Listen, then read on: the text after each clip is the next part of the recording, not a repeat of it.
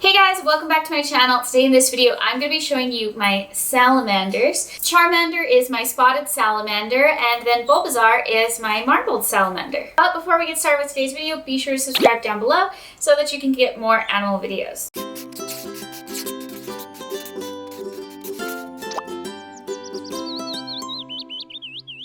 To start off this video, I'm going to be showing you their habitats and how I keep them.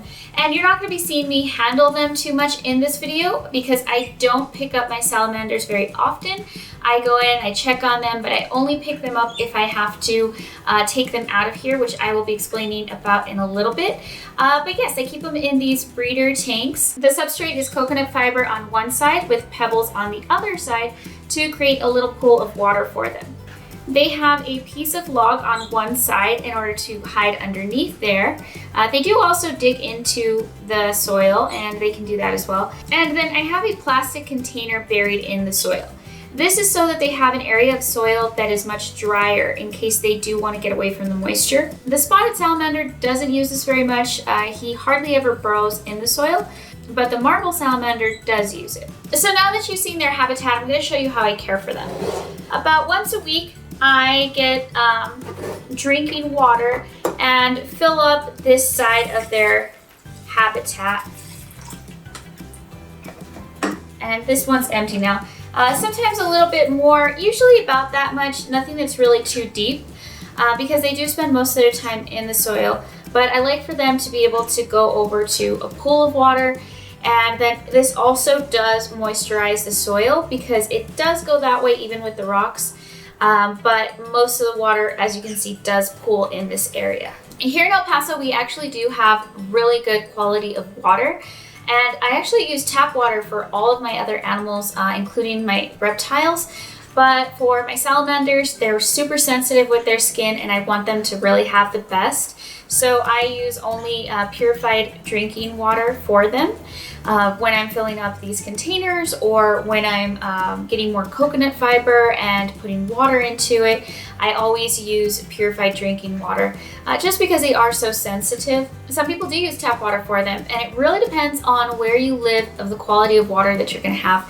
And personally, I just like to use this for them, even though I do use tap water for the rest of the animals. And then next is feeding time. And so what I used to do for them is I would put their feeder insects inside of this habitat and let them eat them in here.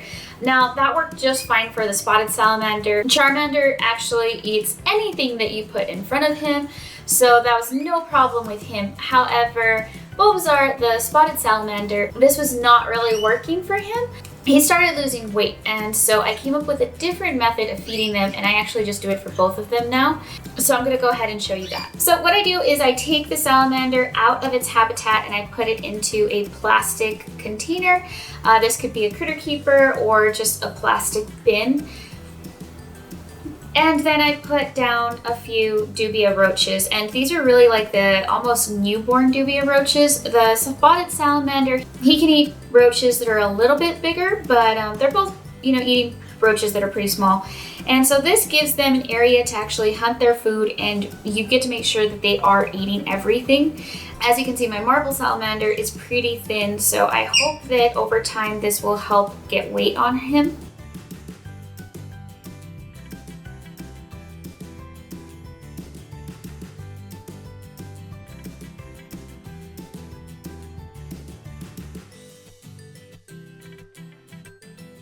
This can be really time consuming just because they can take a pretty long time to actually eat their food, but you don't have to watch them constantly. What I do is I just sometimes put the lid back on and leave them there for 20 minutes while I'm taking care of some of the other animals.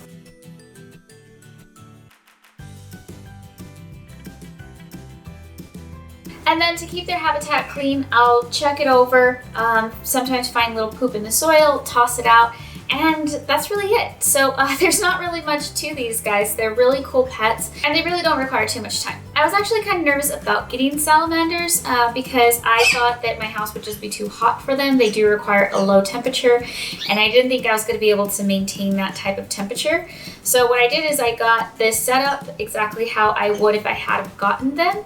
And I set it up like this, had the water, and then I would take the temperature everywhere in the cage throughout the day. And it actually turned out that the temperatures were really good, like they were perfect for them. So that's when I decided that they would be okay in my house, and I got these two. But yeah, that's what I was kind of worried about, the temperatures. But the water inside here seems to really keep the temperature down, like overall in the whole container. So thank you guys so much for watching this video. I hope you enjoyed getting to see the salamanders, and I will see you guys next time. Bye!